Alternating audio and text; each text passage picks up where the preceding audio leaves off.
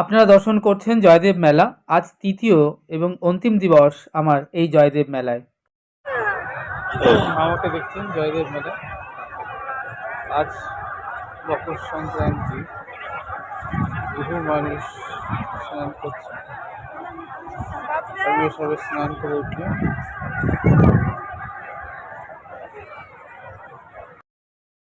শ্যামসুন্দর ব্লগে আপনাদের স্বাগতম। আমি এখন দাঁড়িয়ে আছি অজয় নদীর তীরে, বীরভূম জেলার কেন্দুলি গ্রামের যে ঐতিহ্যবাহী জয়দেব মেলায় মকর সংক্রান্তি উপলক্ষে পুণ্য স্নানের জন্য যে লক্ষ লক্ষ মানুষ এর সমাগম হয়েছে। এখানে সাধু, বৈষ্ণব, ফকির, বাউল, পুণ্যার্থী, তার সঙ্গে রয়েছেন বিশিষ্ট গুণী সঙ্গীত শিল্পীবৃন্দ, আর রয়েছে কীর্তনিয়া, যাদের সুমধুর কীর্তনে তারা এই জয়দেব মেলাকে মাতিয়ে রেখেছে।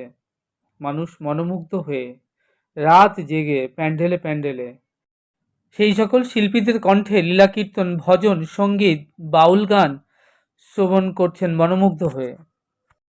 এছাড়া রয়েছে এখানে নাগা সন্ন্যাসীদের ভিড়। আপনি যেমন গঙ্গাসাগরে, উজ্জয়িনীতে, এলাহাবাদে, কুম্ভে, হরিদ্বারে, নাসিকে নাগা সন্ন্যাসী দেখতে পাবেন। তদ্রূপ এই জয়দেব মেলাতে এলেও নাগা সন্ন্যাসী আপনি দেখতে পাবেন।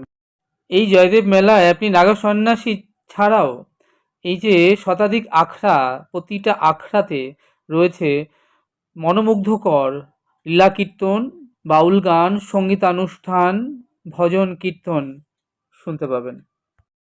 চারিদিকে এক অদ্ভুত সুন্দর পরিবেশ।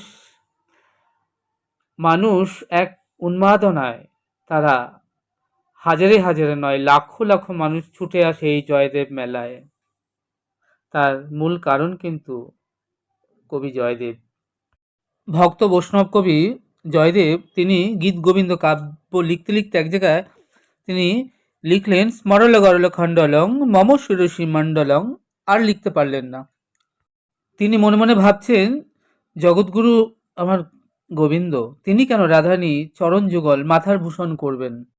তার স্ত্রী পদ্মাবতীকে ডেকে বললেন, পদ্মা, আমায় তেল দাও, আমি স্নানে যাব।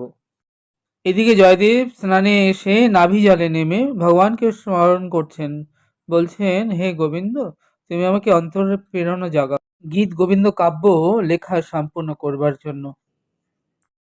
এদিকে আমার গোবিন্দ তিনি অন্তরে জানলেন, তিনি জয়দেবের রূপ ধারণ করে চলে এলেন।